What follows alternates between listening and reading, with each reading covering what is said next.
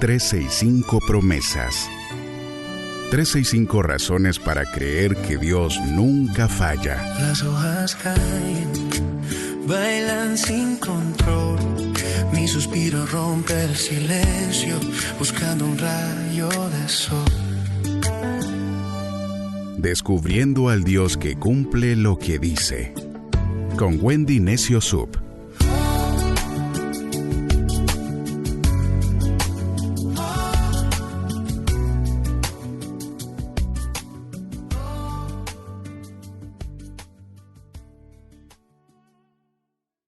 ...23 de enero, promesa 23...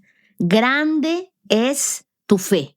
El libro de Mateo, en el capítulo 15, en el verso 28, dice en la Biblia NTV, Nueva Traducción Viviente: apreciada mujer, le dijo Jesús, tu fe es grande, se te concede lo que pides. Y al instante, la hija se sanó. En la Biblia, el mensaje, este mismo pasaje dice: oh mujer, tu fe es algo asombrosa, recibe lo que quieres. La mujer cananea no tenía credenciales espirituales, no era parte del pueblo, no tenía promesas previas, ni siquiera tenía un sí anticipado. Ella tenía algo más profundo. Ella tenía una fe que no se ofende cuando la respuesta tarda. Ella tenía una fe que no grita, una fe que permanece, aún en los no de Dios. Y Jesús guarda silencio.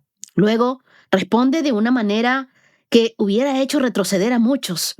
A una negativa de Jesús, muchos de nosotros hubiéramos retrocedido. Pero ella no se va. Ella no se victimiza. Ella no se endurece. Ella permanece. Y aquí hay una verdad que nos confronta. La fe grande no se mide por cuánto hablas, ni lo bien que hablas, sino por cuánto resistes sin soltar. La fe madura no abandona cuando Dios no responde rápido. Se afirma y confía en quién es Él.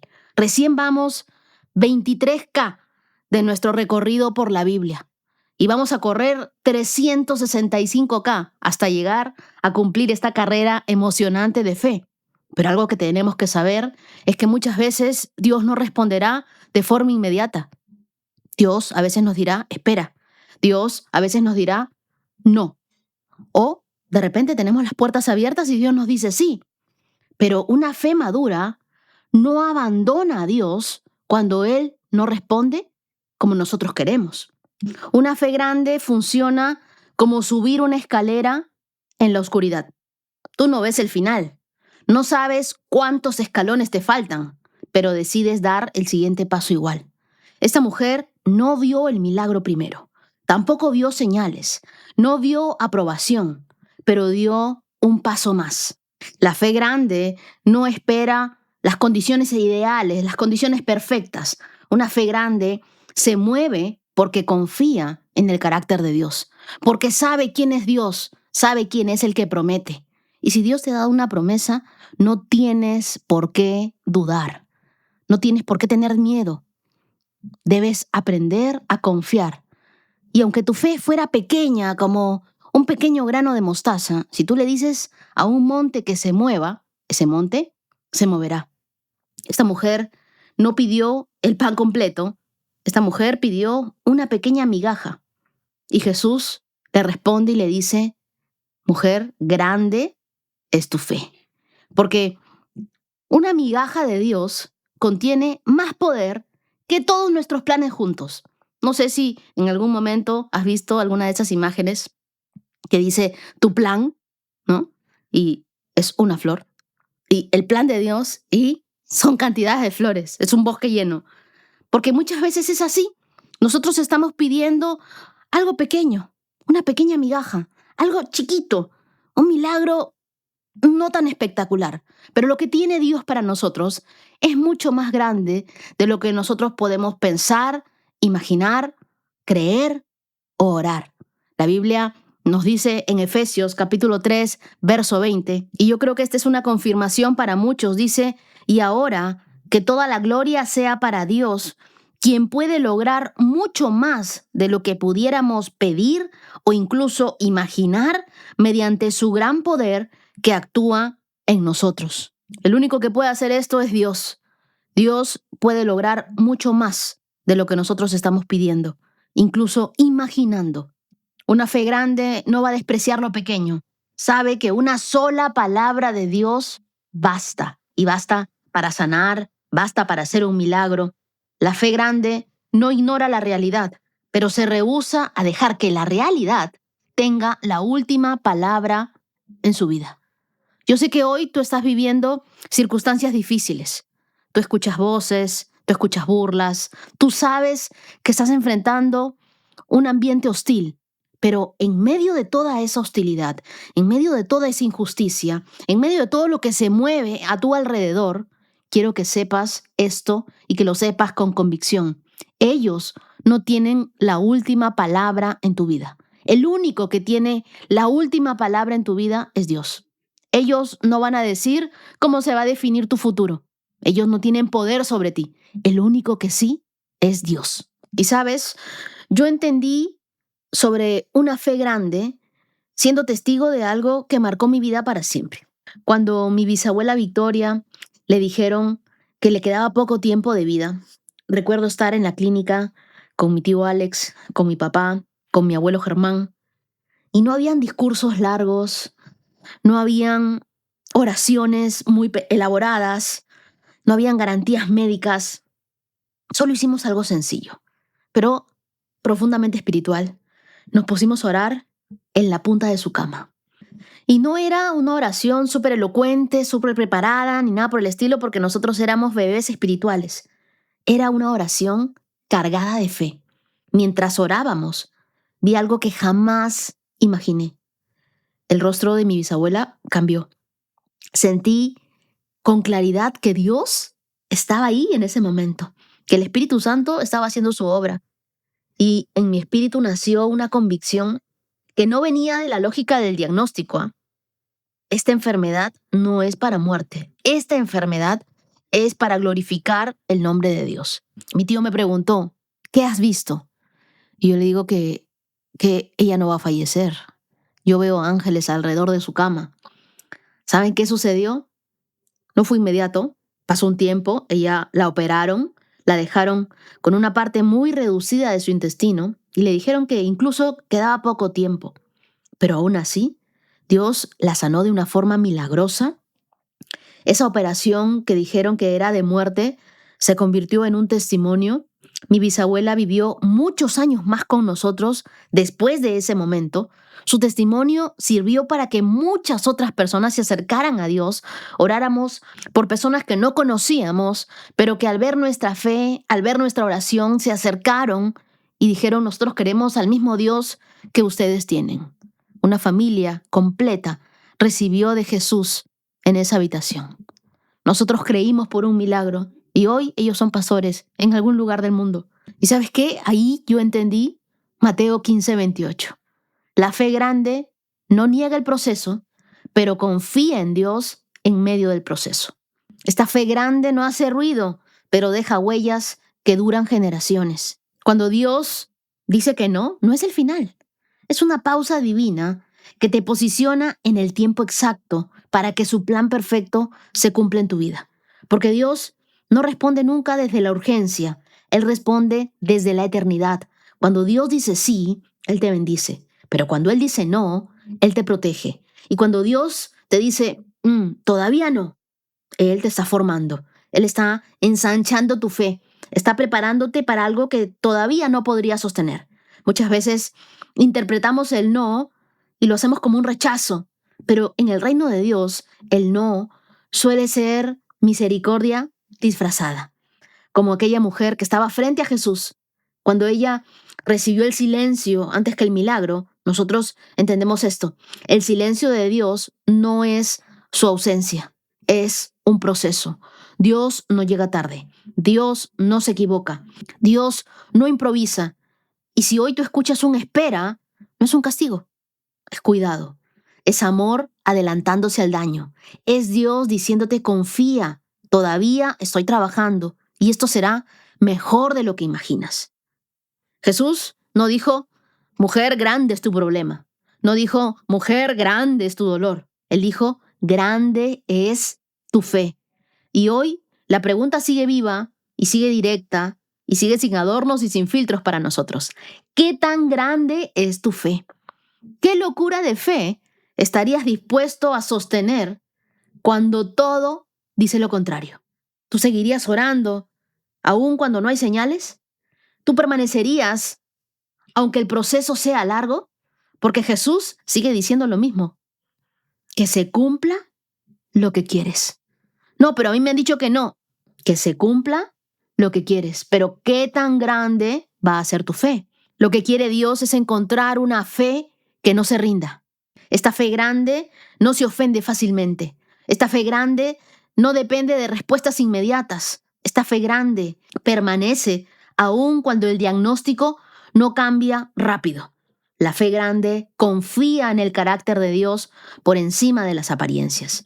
Y yo quiero que hoy tú digas conmigo, yo voy a tener una fe que no se rinde, una fe que descansa en el poder de Dios y en su carácter. Yo creo en lo que Él me ha prometido. Y quiero preguntarte, ¿en qué área de tu vida necesitas volver a ponerte en la punta de la cama y creer otra vez? Ora conmigo hoy, dile: Dios, hoy decido no soltar. Aunque no vea todo claro, yo confío en que tú estás presente. Dame una fe grande, una fe que no se rinde, una fe que permanece, una fe que persiste, una fe, Señor, constante. Enséñame a permanecer aun cuando el proceso sea largo. Ayúdame a ponerme los lentes de la fe, a creer que tú tienes para mí lo mejor y que por eso estoy esperando. Yo creo en imposibles. Yo creo en milagros. Yo creo, Señor, que eso por lo cual vengo orando durante mucho tiempo, tú me dirás que se cumpla lo que quieres. Lo creo con todo mi corazón y oro en el nombre de Jesús. Amén. En este episodio nos vamos a sumergir en Génesis capítulo 46, verso 1 hasta Génesis capítulo 47, verso 31. En Mateo capítulo 15, versos del 1 al 28, en el Salmo 19, versos del 1 al 4, y Proverbios capítulo 4, versos del 14 al 19. Hoy vamos a explorar cómo una fe persistente, una fe confiada en Dios puede abrir puertas imposibles y puede mover el corazón de Dios.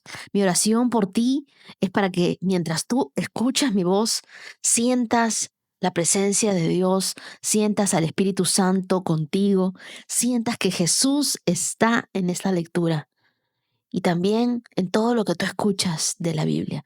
Algunos leen, otros escuchan, pero la palabra está siendo sembrada en nuestros corazones. Que esta reflexión te inspire a creer en la fidelidad de Dios y a buscarlo con todo tu corazón. Oremos. Gracias, Dios. Gracias por este nuevo día, por la oportunidad que nos das de sumergirnos en la Biblia.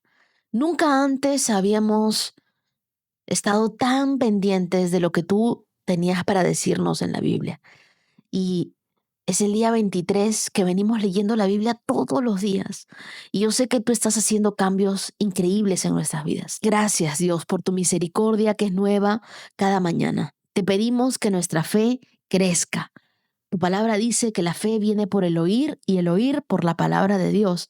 Así que te pedimos que nuestra fe crezca, que nuestra fe sea una fe grande, una fe que confíe en tus promesas, una fe que confíe en tu bondad, incluso en los momentos difíciles. Abre nuestros corazones para recibir lo que hoy nos quieres enseñar. Guía nuestros pasos para caminar en tu dirección. Sé nuestro GPS, Dios. Oramos en el nombre de Jesús. Amén. Comenzamos. Génesis capítulo 46, verso 1. Entonces Jacob emprendió el viaje a Egipto con todas sus posesiones, y cuando llegó a Beerseba, ofreció sacrificios al Dios de su padre Isaac. Durante la noche, Dios le habló en una visión. Jacob, Jacob, lo llamó. Aquí estoy, respondió Jacob. Yo soy el Dios de tu padre, dijo la voz. No tengas temor de descender a Egipto, porque allí haré de tu familia una gran nación. Yo descenderé contigo y te volveré a traer. Morirás en Egipto, pero José estará contigo para cerrar tus ojos. Entonces Jacob salió de Beerseba y sus hijos lo llevaron a Egipto. Lo transportaron a él junto con sus pequeños y las esposas en los carros que el faraón les había provisto. También se llevaron todos los animales y los bienes personales que había adquirido en la tierra de Canaán. Así que Jacob partió hacia Egipto con toda su familia, hijos y nietos, hijas y nietas, y se fue con todos sus descendientes. Estos son los nombres de los descendientes de Israel, hijos de Jacob, que fueron a Egipto. Rubén fue el hijo mayor de Jacob. Los hijos de Rubén fueron Hanoc, Falú, Esrom y Carmi. Los hijos de Simeón fueron Gemuel, Jamín, Ohat, Jaquim, Zoar y Saúl. La madre de Saúl fue una mujer cananea. Los hijos de Leví fueron Gerson, Coat y Merari. Los hijos de Judá fueron Onán, Sela, Fares, Sera. Aunque y Onán habían muerto en la tierra de Canaán, los hijos de Fares fueron Esrom y Jamul. Los hijos de Isaacar fueron Tola, Púa, Jasub y Simrom. Los hijos de Zabulón fueron Seret, Elón y Jalel. Esos fueron los hijos de Lea y Jacob, que nacieron en Padán Aram. Además de su hija Dina, los descendientes de Jacob por medio de Lea, tanto hombres como mujeres, fueron 33. Los hijos de Gad fueron Sefón, Hagi, Suni, Esbón, Eri, Arodi, Areli. Los hijos de Aser fueron Imna, Isúa, Isui, Beria. La hermana de ellos se llamaba Sera y los hijos de Beria fueron Eber y Malquiel. Esos fueron los hijos de Silpa, la sierva que Lea recibió de su padre Labán, los descendientes de Jacob, y por medio de Silpa fueron 16. Los hijos de Raquel, esposa de Jacob, fueron José y Benjamín. Los hijos de José que nacieron en la tierra de Egipto fueron Manasés y Efraín. La madre de ellos fue Asenat, la hija de Potifera, sacerdote de On. Los hijos de Benjamín fueron Bela, Bequer, Asbel, Gera, Naamán, Ei, Ros, Mupín, Upín y Art. Esos fueron los hijos de Raquel y Jacob. Los descendientes de Jacob por medio de Raquel fueron 14. El hijo de Dan fue Usim. Los hijos de Neftalí fueron Jasel, Guni, Geser y Silem. Esos fueron los hijos de Bilha, la sierva de Raquel, que recibió de su padre Labán. Los descendientes de Jacob por medio de Bilha fueron 7. Todos los descendientes directos de Jacob que partieron con él a Egipto, sin contar a las esposas de sus hijos, fueron 66. Además, José tuvo 2 hijos que nacieron en Egipto, así que en total había 70 miembros de la familia de Jacob en la tierra de Egipto. Cuando ya estaban cerca de llegar, Jacob mandó a Judá a que se adelantara a fin de encontrarse con José y averiguar el camino a la región de Gosén. Cuando por fin llegaron, José preparó su carro de guerra y viajó hasta Gosén para recibir a su padre Jacob. Cuando José llegó, corrió a los brazos de su padre y lloró sobre su hombro un largo rato. Finalmente Jacob le dijo a José: ahora estoy listo para morir porque he vuelto a ver tu rostro y sé que aún vives. Entonces José dijo a sus hermanos y a toda la familia de su padre: iré al faraón y le diré: mis hermanos y toda la familia de mi padre ha venido a verme desde la tierra de Canaán. Son pastores y crían animales y han traído sus rebaños y sus manadas y todo lo que poseen. Después dijo: cuando el faraón los llame y les pregunte a qué se dedican, ustedes deben decirle: nosotros, sus siervos, hemos criado ganado toda nuestra vida, igual que nuestros antepasados. Cuando le digan eso, él los dejará vivir aquí en la tierra de Gosén, porque los egipcios desprecian a los pastores. Capítulo 47. Entonces José fue a ver al faraón y le dijo: mi padre y mis hermanos han llegado desde la tierra de Canaán y vinieron con todos sus rebaños y sus manadas y sus posesiones, y ahora están en la región de Gosén. José llevó con él a 5 de sus hermanos y se los presentó al faraón. El faraón preguntó a los hermanos: ¿a qué se dedican? Nosotros, sus siervos, contestaron ellos, somos pastores, al igual que nuestros antepasados. Hemos venido a vivir a Egipto por un tiempo, debido a que en Canaán no hay pastos para nuestros rebaños, porque el hambre es muy intensa allí. Por lo tanto, le rogamos que nos permita vivir en la región de Gosén. Entonces el faraón le dijo a José: ahora que tu padre y tus hermanos han venido a estar aquí contigo, escoge el lugar que quieras de toda la tierra de Egipto para que ellos vivan. Dales la mejor tierra de Egipto, que vivan en la región de Gosén, y si alguno de ellos tiene alguna destreza especial, ponlo a cargo de mis rebaños también.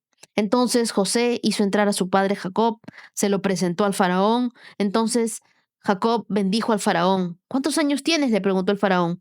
Jacob respondió: he andado por este mundo ya 130 arduos años, pero mi vida ha sido corta en comparación con la de mis antepasados.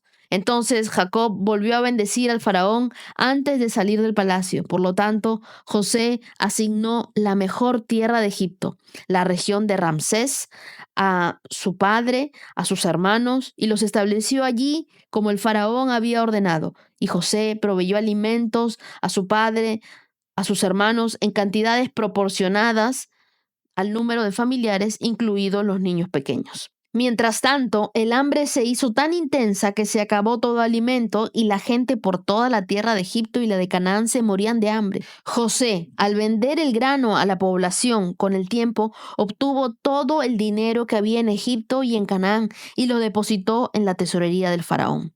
Cuando los habitantes de Egipto y de Canaán se quedaron sin dinero, todos los egipcios acudieron a José. Ya no tenemos dinero, clamaron. Por favor, dennos alimentos, nos moriremos ante sus propios ojos. José respondió: ya no tienes dinero, tráiganme sus animales, yo les daré alimento a cambio de sus animales.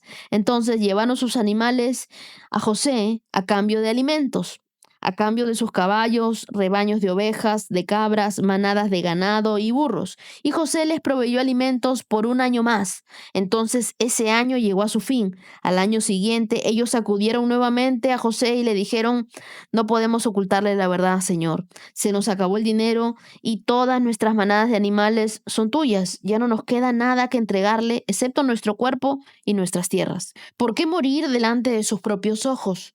Cómprennos a nosotros y también a nuestras tierras a cambio de alimentos. Ofrecemos nuestras tierras y nos ofrecemos nosotros mismos como esclavos para el faraón.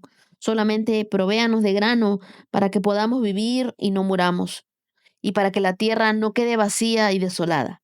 José pues compró toda la tierra de Egipto para el faraón. Todos los egipcios le vendieron sus campos debido a que el hambre era severa. Así que pronto toda la tierra pasó a ser posesión del faraón. Y en cuanto a los habitantes, los hizo esclavos a todos. Desde un extremo de Egipto hasta el otro, las únicas tierras que no compró fueron las que le pertenecían a los sacerdotes. Ellos recibían una ración de alimentos diariamente del faraón, por lo cual no tuvieron que vender sus tierras. Entonces José le dijo al pueblo: miren, hoy les he comprado a ustedes y a sus tierras para el faraón. Les proporcionaré semillas para que puedan sembrar los campos. Después, cuando llegue el tiempo de la cosecha, una quinta parte de los cultivos será para el faraón. Ustedes podrán quedarse con las otras cuartas quintas partes, como semilla para los campos y alimento para ustedes, los de su casa y sus niños. Ustedes nos han salvado la vida, exclamaron ellos. Permítanos, Señor nuestro, ser esclavos del faraón. Entonces José emitió un decreto, aún vigente en la tierra de Egipto, según el cual el faraón recibía una quinta parte de todas las cosechas cultivadas en su tierra. Solo la región perteneciente a los sacerdotes no fue entregada al faraón. Mientras tanto, el pueblo de Israel se estableció en la región de Gosén, en Egipto, y allí adquirieron propiedades y fueron prósperos, y la población creció con rapidez. Jacob vivió 17 años después de haber llegado a Egipto, así que en total vivió 147 años. Cuando se acercaba el momento de la muerte de Jacob, llamó a su hijo José y le dijo: te ruego que me hagas un favor. Pon tu mano debajo de mi muslo y jura que me tratarás con amor inagotable al hacer honor a mi última petición. no me entierres en Egipto. Cuando muera, llévate mi cuerpo de Egipto y entiérrame con mis antepasados. Entonces José prometió, haré lo que me pidas. Jura que lo harás, insistió Jacob. Así que José hizo un juramento y Jacob se inclinó con humildad en la cabecera de su cama. Aquí en Génesis 46, en el verso 1, vemos que Dios se revela a Jacob con una visión y lo invita a confiar en su plan, incluso cuando éste implicara dejar la tierra prometida. Y en el verso 3, Dios habla con Jacob y le dice, no temas. A veces Dios nos llama a salir de nuestra zona de confort y aunque parece un desvío, siempre tenemos que confiar que Dios tiene un propósito en todo lo que nos dice. Y en los versos del 8 al 27 vemos que Dios es un Dios de generaciones. Cada miembro de la familia de Jacob para Dios era importante. Y cada miembro de tu familia para Dios es importante. ¿Qué te parece si hoy nos tomamos un momento y oramos por alguien de nuestra familia? Alguien que está pasando por un momento difícil, alguien que tú sabes que está superando una enfermedad. Por ejemplo, yo estoy orando mucho por una tía. Mi tía está atravesando y yo creo que ya está pasando este proceso de cáncer y que Dios la sana. Ora hoy tú por tu familiar y pídele a Dios su intervención. Dile, Dios, necesito que vengas a mi familia, que vengas a mi casa y me ayudes con esta situación. Aunque nuestras vidas parezcan pequeñas, en el panorama general, nosotros somos parte de un plan eterno de la familia de Dios. Y para Dios, nuestras peticiones son importantes. En el verso 30 del mismo Génesis 46, Dios siempre cumple sus promesas. Incluso en medio de la separación y el dolor, José se encuentra con Jacob. Y el reencuentro entre José y Jacob es hermoso, porque Dios siempre se encarga de redimir el tiempo. A veces nosotros decimos, tantos años, esta relación ya se perdió. Pero cuando tú te reconcilias, cuando tú haces las cosas bien, cuando tú le entregas tus sentimientos a Dios, Dios, al igual que con Jacob y José, Él hace que el amor no se acabe y que ambos reconstruyan su relación. Y en Génesis capítulo 47, verso 6, vemos cómo Dios continúa dándole más bendición a la familia de José con lo mejor. Dice que el faraón escoge la mejor tierra, el mejor lugar, las mejores bendiciones. Y Dios siempre se encarga de darnos lo mejor. Pero ¿se dieron cuenta de algo? José nunca anduvo contando lo que le hicieron sus hermanos, nunca se lo fue diciendo a todo el mundo, ni cuando estuvo en la cárcel, ni cuando fue vendido como esclavo, ni en sus peores momentos. Él nunca se hizo la víctima. Tendríamos que aprender de José sobre cómo aprender a perdonar de corazón. Génesis 46:12 nos demuestra la sabiduría y la fidelidad de Dios para proteger a la familia. Cuando tú estés en posiciones de influencia para bendecir a tu familia, no te olvides de los tuyos. Siempre encuentra razones para bendecirlos. El verso 12 nos dice que José proveyó alimentos para su padre, para sus hermanos, en cantidades proporcionadas al número de familiares, incluidos los niños más pequeños. Cuando Dios te bendiga, nunca te olvides de los tuyos. En el verso 30, aunque Jacob prosperó en la tierra de Egipto, nunca perdió de vista su verdadero hogar, la tierra prometida. Y es que nuestra verdadera ciudadanía está en el cielo. Que nunca las bendiciones terrenales desvíen tu mirada de las promesas eternas de Dios. Me gusta este último verso cuando José cumple con su padre Jacob y lo entierra en el lugar de sus antepasados. Ahora leamos Mateo 15, versos del 1 al 28. En ese momento, algunos fariseos, maestros de la ley religiosa, llegaron desde Jerusalén para ver a Jesús. ¿Por qué tus discípulos desobedecen nuestra antigua tradición?, le preguntaron. ¿No respetan la ceremonia de lavarse las manos antes de comer? Y Jesús les respondió. ¿Y por qué ustedes, por sus tradiciones, violan los mandamientos directos de Dios? Por ejemplo, Dios dice, honra a tu padre y a tu madre, y cualquiera que hable irrespetuosamente de su padre o de su madre tendrá que morir. Sin embargo, ustedes dicen que está bien que uno les diga a sus padres, lo siento, no puedo ayudarlos porque he jurado darle a Dios lo que les hubiera dado a ustedes. De esta manera, ustedes afirman que no hay necesidad de honrar a los padres y entonces anulan la palabra de Dios por el bien de su propia tradición. Hipócritas. Isaías tenía razón cuando profetizó acerca de ustedes, porque escribió, este pueblo me honra con sus labios, pero su corazón está lejos de mí. Su adoración es una farsa, porque enseñan ideas humanas como si fueran mandatos de Dios. Luego Jesús llamó a la multitud para que se acercara y oyera y escuchen, les dijo. Traten de entender, lo que entra por la boca no es lo que los contamina. Ustedes se contaminan por las palabras que salen de su boca. Entonces los discípulos se acercaron y le preguntaron, ¿te das cuenta de que has ofendido a los fariseos con lo que acabas de decir? Y Jesús contestó, toda planta que no fue plantada por mi Padre Celestial será arrancada de raíz, así que no les hagan caso. Son guías ciegos que conducen a los ciegos. Y si un ciego guía a otro, los dos caerán en una zanja. Entonces Pedro le dijo a Jesús, explícanos la parábola que dice la gente que no se contamina por lo que come. ¿Todavía no le entienden?, preguntó Jesús. Todo lo que comen pasa a través del estómago y luego termina en la cloaca. Pero las palabras que ustedes dicen provienen del corazón, eso es lo que los contamina.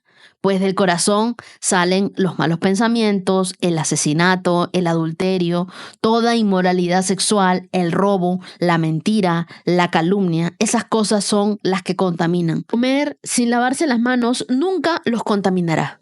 Jesús, en estos versos del 1 al 20 de Mateo 15, confronta a los líderes religiosos sobre sus tradiciones humanas que anulan la palabra de Dios.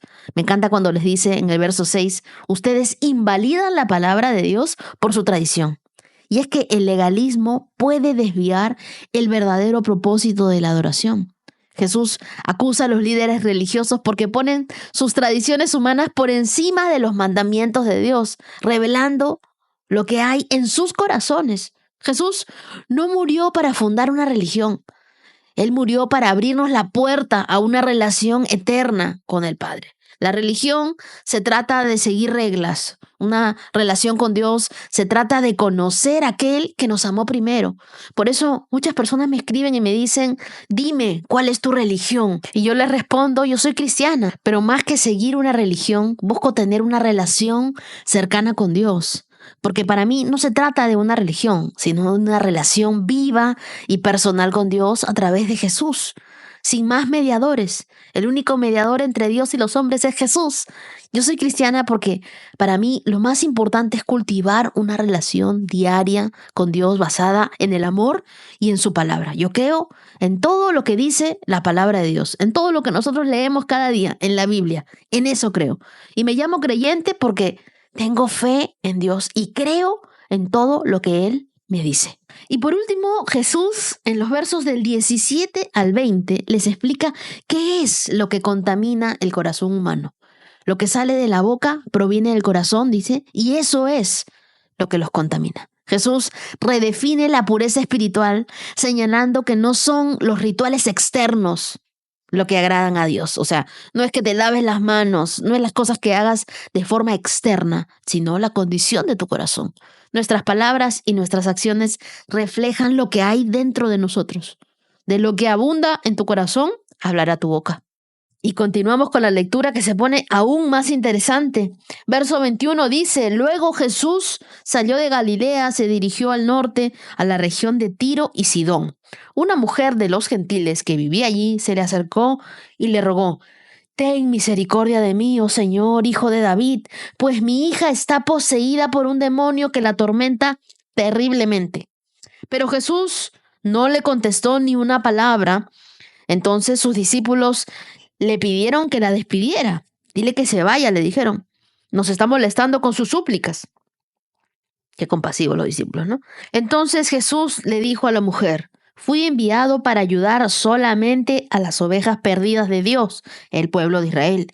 Y ella se acercó y lo adoró y le rogó una vez más, Señor, ayúdame. Y Jesús le respondió, no está bien tomar la comida de los hijos y arrojársela a los perros. Es verdad, Señor, respondió la mujer, pero hasta a los perros se les permite comer las sobras que caen debajo de la mesa de sus amos. Apreciada mujer, le dijo Jesús, tu fe es grande, se te concede lo que pides. Y al instante, la hija quedó sana. Marca esta parte, tu fe es grande, se te concede lo que pides. Hasta aquí algunos nos preguntaremos, ¿y por qué Jesús fue tan duro con esta mujer cananea o gentil? Y a primera vista nos parecería que él fue distante. Sin embargo, tenemos que observar profundamente el contexto cultural, histórico y espiritual para que podamos entender mejor el propósito de Jesús en esta interacción. Jesús había venido por las ovejas perdidas de Israel, es decir, por los judíos, y para cumplir las promesas hechas a Abraham, Isaac y Jacob. Lo que Jesús le estaba diciendo a esta mujer era que los judíos eran los primeros en tener la oportunidad de aceptarlo como el Mesías, porque Dios quería que ellos presentaran el mensaje de salvación al resto del mundo. Jesús no rechazó a esta mujer gentil. Posiblemente él quería probar la fe de la mujer y utilizar esa situación como otra oportunidad para enseñar que la fe en él es para todos. Y miren que esta mujer en el verso 25 realiza 3 acciones y quiero que las marquen ahí. Ella se acercó, ella lo adoró y luego le rogó. Y cuando comienza su oración le dice, Señor. Ella ya había tenido un silencio de Dios. Y un silencio no significa una negativa, pero ella había comenzado pidiendo misericordia al Señor, Hijo de David. Pero luego ella se acercó. Quiere decir que ella estaba lejos. Y yo sé que hay muchas personas que se sienten lejos de Dios y necesitan acercarse a Él. Pero hay algo en su mente que dice, no, yo no soy digno. Cuando yo me acerque, yo sé que el Señor me va a rechazar por mi pasado, por mi pecado, por mis formas. Pero esta mujer se acercó. Esta mujer adoró y le rogó, ayúdame.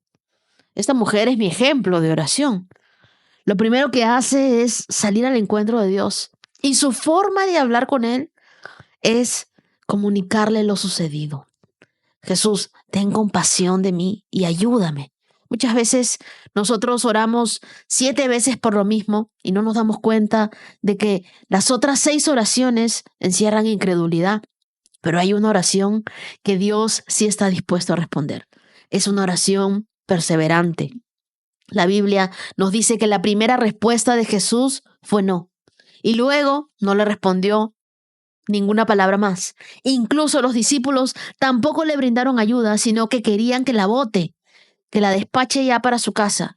Pero esta mujer tenía una fe grande, una fe a prueba de todo, una fe que se acercó nuevamente, se arrodilló delante de él y le suplicó, Señor, ayúdame. ¿Tú necesitas la ayuda sobrenatural de Dios? Bueno, pídele de esa misma manera, con la fe de esta mujer, con la fe que se arrodilla delante de Jesús y le dices, Dios, ayúdame. A Dios le gusta la gente que lucha por su bendición. No te rindas al primer no. Toca el corazón de Dios con tu oración perseverante. Esta mujer gentil demuestra una fe extraordinaria por persistir en su petición. Incluso cuando Jesús parecía resistirle, su humildad y su confianza en Jesús fueron recompensadas. Nuestras oraciones persistentes pueden cambiar los no de Dios. Tú debes tener una fe grande, una fe que no se rinde al primer no. Orar puede que no cambie inmediatamente lo que sucede a tu alrededor, pero seguramente va a cambiar lo que sucede en tu interior. Y yo sé que hay muchas personas que me escuchan y que están cambiando en su interior, Y es la palabra que está haciendo obra en sus vidas. Esta mujer sabía que en Dios estaba el poder para que ella y su hija fueran bendecidas. Y no pensaba retirarse sin su respuesta anhelada. En el verso 28, Jesús le responde: tu fe es grande, se te concede lo que pides. Otras versiones de la Biblia dicen: mujer, qué grande es tu fe, que se cumpla lo que quieres. Yo te pregunto hoy, ¿qué tan grande es tu fe? Mujer, hombre que me escuchas, ¿qué locura de fe estarías dispuesto a hacer para que Dios cumpla lo que te ha prometido? Jesús le dijo: que se cumpla lo que quieres. Toma un momento y ora a Dios y dile: Señor, estoy necesitado de esto. Ayúdame. Ya sé que te has quedado callado por un tiempo, ya sé que me has dicho que no otro momento, pero hoy necesito que me respondas, que me digas algo, que me des una señal. Dios honra a aquellos que confían en Él, incluso cuando las respuestas parecen tardar. Jesús nos llama a vivir una fe genuina, una fe que no depende de apariencias externas, sino de un corazón transformado. Como esta mujer gentil, acerquémonos a Dios con humildad, con persistencia, confiando que Él responde a quienes lo buscan sinceramente. ¿Y qué sucedió? Al instante su hija sanó. Al instante. Y es que cuando Dios nos responde, su respuesta siempre llega en el tiempo perfecto de Dios. Salmos 19 del 1 al 14. Los cielos proclaman la gloria de Dios y el firmamento despliega la destreza de sus manos. Día tras día no cesan de hablar, noche tras noche lo dan a conocer. Hablan sin sonidos ni palabras, su voz jamás oye. Sin embargo, su mensaje se ha difundido por toda la tierra y sus palabras por todo el mundo. Dios preparó un hogar para el sol en los cielos, y éste irrumpe como un novio radiante luego de su boda. Se alegra como un gran atleta ansioso por correr la carrera. El sol sale de un extremo de los cielos y sigue su curso hasta llegar al otro extremo. Nada puede ocultarse de su calor. Las enseñanzas del Señor son perfectas, reavivan el alma. Márcalo ahí. Los decretos del Señor son confiables, hacen sabio al sencillo. Los mandamientos del Señor son rectos, traen alegría al corazón. Los mandatos del Señor son claros, dan buena percepción para vivir. La reverencia del Señor es pura, permanece para siempre. Las leyes del Señor son verdaderas, cada una de ellas es imparcial. Son más deseables que el oro, incluso el oro más puro. Son más dulces que la miel, incluso que la miel que gotea del panal. Sirven de advertencia para tu siervo, una gran recompensa para quienes las obedecen. ¿Cómo puedo conocer todos los pecados escondidos en mi corazón? Límpiame de estas faltas ocultas. Libra a tu siervo de pecar intencionalmente. No permitas que estos pecados me controlen. Entonces estaré libre de la culpa y seré inocente de grandes pecados. Que las palabras de mi boca y la meditación de mi corazón sean de tu agrado, oh Señor, mi roca y mi redentor. La creación es la voz de Dios sin palabras. La belleza del universo es como un mensaje constante que declara la grandeza de Dios. Marca el primer verso. Los cielos proclaman la gloria de Dios y el firmamento despliega la destreza de sus manos. Entonces, cada amanecer, cada atardecer, cada estrella, los cielos son la evidencia más espectacular de la existencia de Dios. Decir que el universo es el resultado de la casualidad es absurdo, porque su diseño, su complejidad, todo señalan al Creador. En el verso 6 vemos que Dios ilumina cada rincón. Dice: el sol sale de un extremo de los cielos y sigue su curso hasta llegar al otro extremo. Y en los versos del 7 al 9 es uno de los más lindos recordatorios del por qué estamos haciendo este compromiso, este reto de leer la Biblia en 365 días, porque las enseñanzas de Dios son perfectas y reavivan nuestra alma. Hay muchos que me dicen: estaba triste, preocupado, ansioso, con miedo, pero escuché la palabra de Dios y automáticamente me sentí bien, me sentí en paz, mi espíritu se reavivó. Y es que los mandamientos del Señor son rectos y traen alegría al corazón. Los mandatos de Dios son claros y dan una buena percepción para vivir. Tu perspectiva cambia. La reverencia al Señor es pura y permanece para siempre. Y las leyes del Señor son verdaderas. Cada una de ellas es imparcial. Entonces en la Biblia encontramos nuestra verdadera riqueza, nuestro tesoro. Ahí aprendemos sabiduría.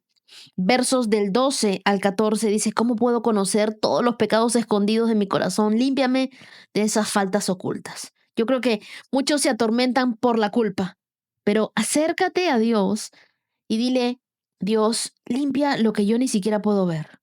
No quiero fallarte. Quiero que mi vida esté entregada a ti, como dice el verso 14. Que las palabras de mi boca y la meditación de mi corazón sean de tu agrado, Señor. Que mi vida esté centrada en tu palabra y que todo lo que yo haga, Dios, te agrade. Proverbios 4, del 14 al 19. No hagas lo que hacen los perversos, ni sigas el camino de los malos. Ni se te ocurra, no tomes ese camino, aléjate de él y sigue avanzando. Pues las personas malvadas no pueden dormir sin hacer la mala acción del día.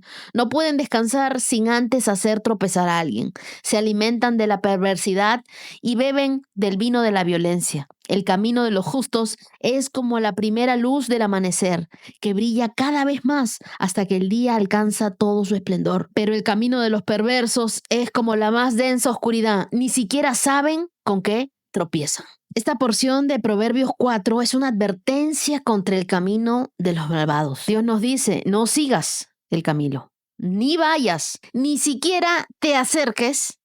Y por último dicen: aléjate de allí y sigue avanzando. Este consejo entonces nos llama a ser proactivos al evitar las influencias negativas. Tú sabes que te influencia para mal. La sabiduría no solo nos guía a hacer lo correcto, sino que nos protege al mantenerlos lejos del mal. Entonces la mejor defensa que tú puedes tener contra el pecado es mantenerte lejos de él. El estilo de vida de los malvados es un círculo destructivo y vicioso. El mal nunca se satisface, solamente se alimenta de destrucción. En cambio, tú sigue el camino de la justicia. El camino de los justos es como la primera luz del amanecer, es como la luz de la aurora, dice la Biblia. Entonces, aléjate activamente de cualquier situación o influencia que te lleven al pecado. Busca caminar en la luz de la sabiduría de Dios diariamente, con fe, con persistencia, con determinación. Tú ya te comprometiste con Dios a vivir una vida pegado a Él. Evalúa tus influencias y mira si estas te están acercando o te están alejando. Dios. Y se viene lo mejor. Estamos por terminar nuestro primer mes de estar más cerquita de Dios, caminando cada día en su palabra. Hoy me gustaría compartir contigo el testimonio de Cami Morales. Hola Wendy, ¿cómo estás? Te mando un abrazo y que Dios te bendiga. Bueno, yo llevo escuchando tu podcast desde el año pasado, de 365. Mi nombre es Camila. Bueno, hasta hace un año yo no creí en Dios, para mí Dios no existía. Cuando yo era niña tenía 2 años y mis papás se divorciaron, crecí con un papá ausente y eso me afectó mucho porque creó heridas inconscientes de mí, buscaba validación, aceptación, dependía mucho de lo que me dijeran las otras personas, dependía mucho de mis amistades, de parejas. A medida que fui creciendo, era muy dependiente de mis parejas, tenía relaciones muy tóxicas y sobre todo había un aspecto que me dolía mucho y que no me gustaba trabajar, que era la lujuria, que de hecho son algo de las luchas espirituales que todavía sigo trabajando. Y al final de cuentas, pues hasta hace un año igual yo consumía drogas, consumía alcohol, tenía relaciones poliamorosas y no pensaba en el daño que me hacía a mí ni que le hacía a mi familia. Entonces mi mamá un día me escucha hablando con mi abuelita y escucha que yo le digo que yo no creo en Dios, que para mí Dios no existe. Entonces ella decide internarme en un centro de rehabilitación. Y ahí fue donde todo cambió. Ya llevo un año limpia. Para mí todo cambió cuando conocí a Dios en ese centro de rehabilitación, porque yo no sabía leer la Biblia, pero abría la Biblia y le pedía a Dios que me hable. Y siempre salía algún salmo donde Él me respondía por lo que estaba pasando, por extrañar a mi familia, por los errores que había cometido. Y tenía unos defectos de carácter muy fuertes, que yo era impulsiva, y me identifico mucho con Pedro porque también era agresiva y quería hacer las cosas a mi manera. No aceptaba que la voluntad de Dios era diferente para mí porque habían mejores planes. Cuando yo ya salgo del centro de rehabilitación, pues encuentro todas mis cosas en una bodega porque yo ni siquiera tenía habitación, le había hecho daño mucho a mi familia, muchísimo daño. Y pues de cuando yo salí hasta acá, que ya llevo unos meses y todo eso afuera, me he sentido muy bien. Le agradezco a Dios porque Él me da la fuerza y la fortaleza para seguir adelante, porque muchas veces han llegado pruebas para mí muy difíciles donde me acerco a Él y Él no me juzga, no se enoja conmigo. Y hoy sí, yo sigo siendo dependiente, pero hoy dependo de Dios y me siento muy feliz por esto. Quería compartirles y agradecerte a ti por tu podcast. Síguelo haciendo porque nos motivas y nos ayudas a las personas que dependemos de un Dios para seguir adelante y hacer las cosas bien. Gracias, Wendy. Wow, qué valiente, mi querida Cami. Gracias por contar tu testimonio, gracias por abrir tu corazón y por permitir que tu historia se convierta en esperanza para otros. Yo creo que tu testimonio hoy nos recuerda algo poderoso. Dios nunca entra en nuestras vidas para castigarnos. Él entra para rescatarnos, para mostrarnos su amor, para mostrarnos su misericordia. Él no te define por tu pasado. Él te llama por tu nombre. Él te ama. Quiero que nunca olvides esto. La dependencia que hoy tienes no es debilidad.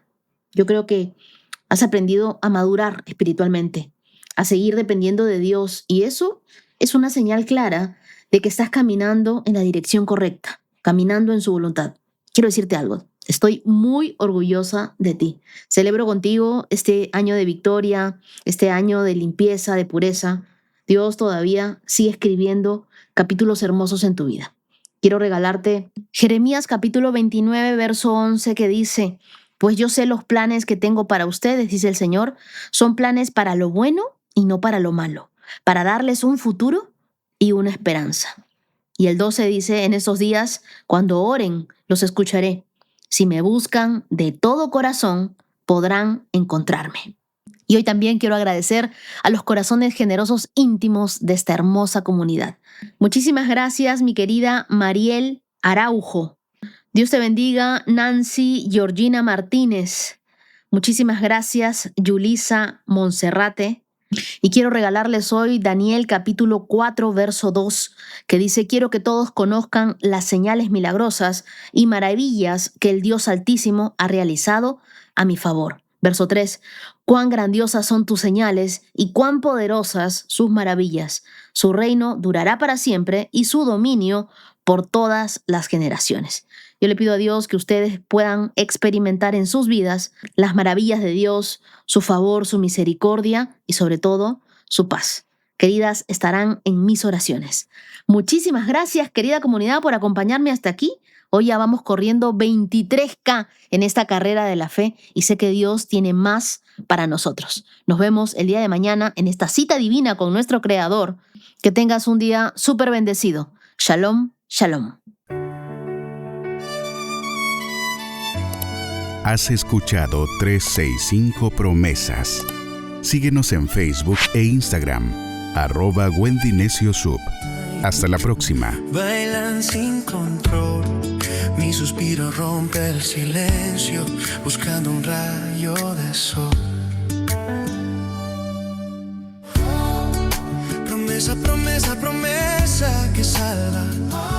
Oh, promesa, promesa, promesa que guía. Promesa, promesa plena en ti.